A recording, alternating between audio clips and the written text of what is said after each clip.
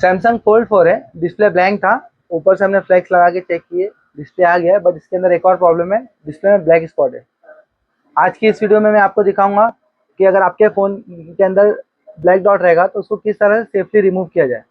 अगर black dot नहीं रहेगा, डिस्प्ले नॉर्मल रहेगा, तो वो ईजिली रिमूव हो जाता है। बट अगर आपके डिस्प्ले में ब्लैक स्पॉट है या ग्रीन स्पॉट है, अक्सर ब्लैक स्पॉट यहाँ पर आता है, इसमें यहाँ पर है, बट ये सेंटर में अगर ये सेट होता तो उतना रिस्क नहीं होता डिस्प्ले खराब होने का। बट ये जो डॉट है जहाँ पे एलसीडी फोल्ड होती है हमारी, ठीक वहीं पर है, तो ये केस में डिस्प्ले खराब होने के चांसेस थोड़े ज़्यादा रहते हैं। आज की इस वीडियो में मैं आपको दिखाऊंगा कि सेफ तरीका क्या है, आप कैसा काम करो कि आपके ये जो डॉट होने के बावजूद भी आप इसको सेफली रिमूव कर सको। आज की इस वीडियो में हम देखेंगे। साथ ही साथ आपको पूरी डिटेल्स बताऊंगा कि फ्लेक्स को किस तरह से पहले चेक किया जाता है, फ्लेक्स किस तरह से चेंज किया जाता है, हिंज हमारा अगर पूरा ओपन नहीं होगा तो हिंज को किस तरह से क्लीन किया जाता है। आज की इस वीडियो में पूरी डिटेल्स में हम देखेंगे।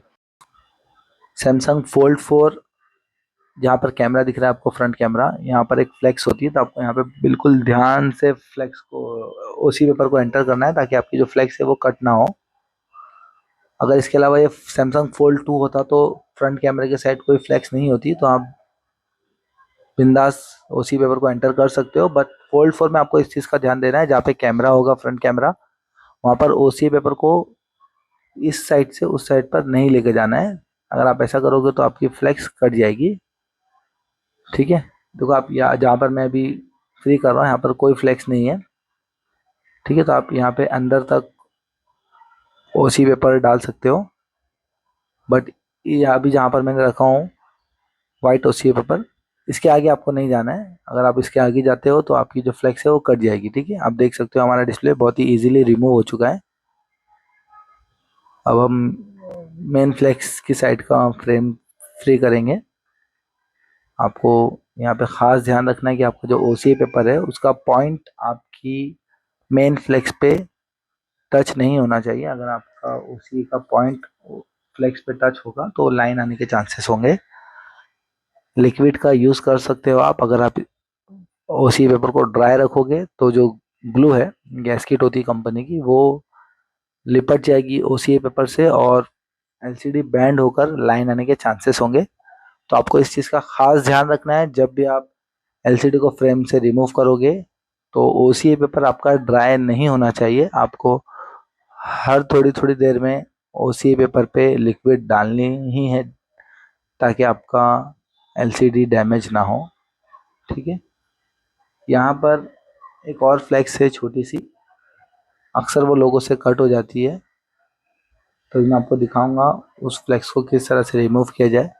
ओसी पेपर, यहाँ पर एक ग्लू की लेयर होती है, उसे कट कर देंगे। उसके बाद आप देख सकते हो मैं इस फ्लेक्स की बात कर रहा हूँ। अगर आप ओसी पेपर को डायरेक्टली आगे तक लेकर जाओगे तो ओसी पेपर इसको कट कर देगा और आपकी एलसीडी में प्रॉब्लम्स आएगी। तो आपको इस चीज़ का खास ध्यान रखना है कि ओसी पेपर इससे ज़्यादा एंटर नहीं करना है। ओसी पेपर को रिवर्स लेना है और आगे के पॉइंट से ही फ्री करना है बस। ओके, अब आप पीछे से इसको अंदर तक एंटर कर सकते हो उसी पेपर को, ये बिल्कुल सेफ तरीका होगा। अगर आपको कुछ कन्फ्यूज़न है तो आप दिए गए नंबर पर कांटेक्ट कर सकते हो। हम ट्रेनिंग में आपको आपके सारे डाउट्स क्लियर कर देंगे। फोल्ड, फ्लिप, फ्लेक्स को किस तरह चेंज करना है, हिंज को किस तरह रिपेयर करना है। इसी के साथ साथ अगर आपको आईफोन के या कर्व स्क्रीन के फ्रंट ग्लास, बैक ग्लास का कोर्स सीखना है, आप वो भी सीख सकते हो। आईफोन में और एंड्रॉयड में ग्रीन डिस्प्ले और वाइट डिस्प्ले का कॉमन प्रॉब्लम है, आपको वो भी बताया जाएगा कि किस तरह से उसे सॉल्व किया जाए। और भी अच्छी अच्छी टेक्निक आपको बताई जाएगी, कौन सा लिक्विड यूज़ करना है, सेपरेटर का टेम्परेचर कितना होना चाहिए, किस टेक्निक से कौन से मॉडल पे काम करना है। सारी जो टेक्निक्स है आपको ट्रेनिंग में दी जाएगी। अगर आपको वीडियो अच्छी लगी हो तो प्लीज़ वीडियो को लाइक कीजिए। काफ़ी मेहनत लगती है वीडियो बनाने में, बिजी शेड्यूल में से हम आपके लिए टाइम निकाल के वीडियो बनाते हैं ताकि आपको हेल्प हो। तो अगर आपको वीडियो अच्छी लगे तो इसे लाइक करिए और एक प्यारा सा कमेंट कर दीजिए। आप देख सकते हो फ्लैक्स है, आपको ओसी पेपर को इससे आगे की तरफ मूव नहीं करना है। अगर आप ओसी पेपर को इससे ज़्यादा आगे की साइड लेकर जाओगे तो आपकी फ्लैक्स कट होने के चांसेस है। अगर ये मेन फ्लैक्स है, अगर ये फ्लैक्स कट होती है तो आपका डिस्प्ले ख़राब हो जाएगा, फिर आपको फ्लेक्स चेंज करनी होगी जो कि काफ़ी डिफ़िकल्ट होती है। आपको इस तरह से एलसीडी को वन साइड से उठाना है, ऊपर की तरफ पुश करना है और उसी पेपर को एंटर करना है। जब आपका उसी पेपर दोनों साइड से आपको दिखाई दे तो आप उसे इस तरह से ग्लू को कट कर सकते हो। ये काफ़ी इजी मेथड होगा, सेफ मेथड है, इससे आपकी एलसीडी को कोई नुकसान नहीं होता। ठीक है, आप देख सकते हो हमारी एलसीडी जो है वो इजीली सेफली रिमूव हो चुकी है। ग्लू यहाँ पर लगा होता है, आपको इस चीज़ का खास ध्यान रखना है। आप जब भी एलसीडी को फ्रेम से आउट करोगे तो आपको पता होना चाहिए कि एलसीडी की जो फ्लेक्स है वो कौन से साइड है। अगर आपको ये पता नहीं होगा तो आपसे फ्लेक्स कट जाएगी।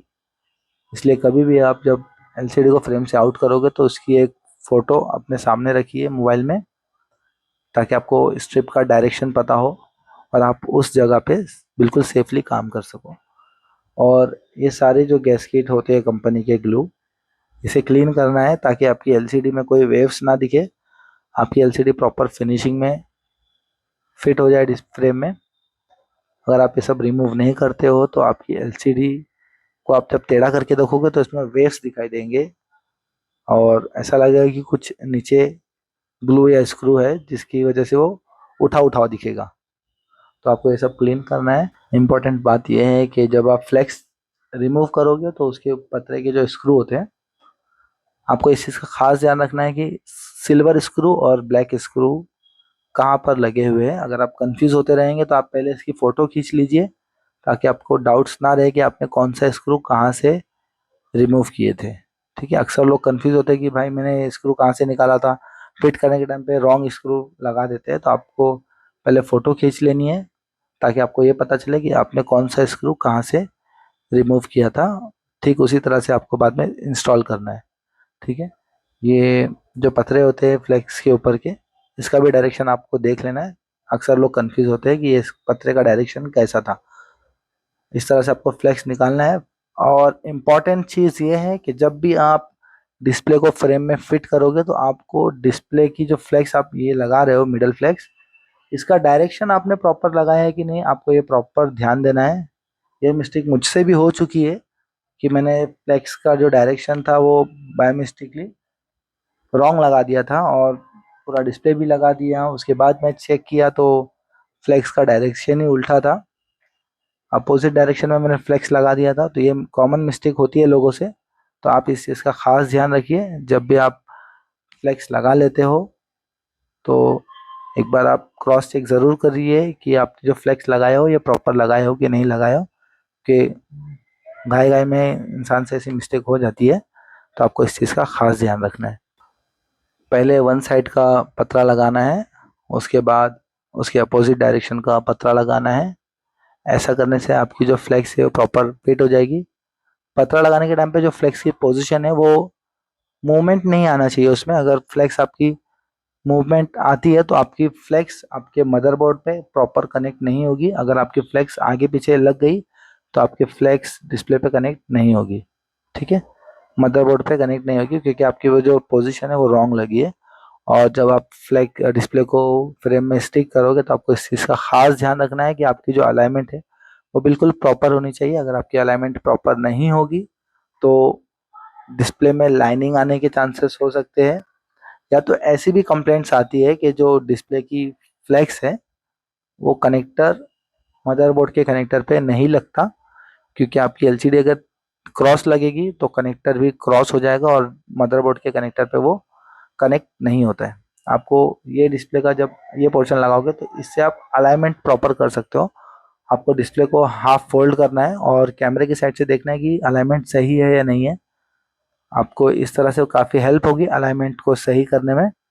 आप देख सकते हो हमारा एलसीडी जो है प्रॉपर फ्रेम में फिट हो चुका है। अब हम इसको मदरबोर्ड वगैरह लगाएंगे और डिस्प्ले को चेक करेंगे। अक्सर लोगों को फोल्ड और फ्लिप का काम काफ़ी डिफ़िकल्ट लगता है, बट ऐसा बिल्कुल भी नहीं है। अगर आपको पता होगा इसकी टेक्निक्स और इसके जो वीक पॉइंट्स हैं तो आप बिल्कुल एहतियात से काम करोगे और आपकी एलसीडी बिल्कुल सेफली आप रिमूव कर सकते हो।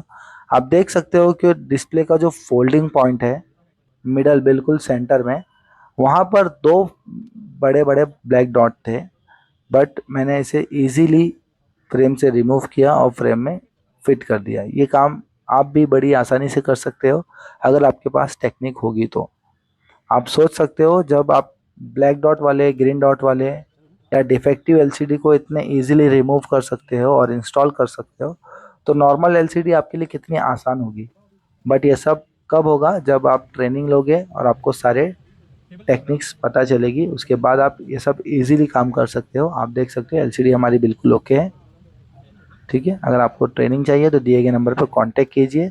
Thanks for watching. अगर वीडियो अच्छी लगी हो तो इसे लाइक कीजिए और एक प्यारा सा कमेंट कीजिए, और इस वीडियो को अपने फ्रेंड्स के साथ शेयर कीजिए।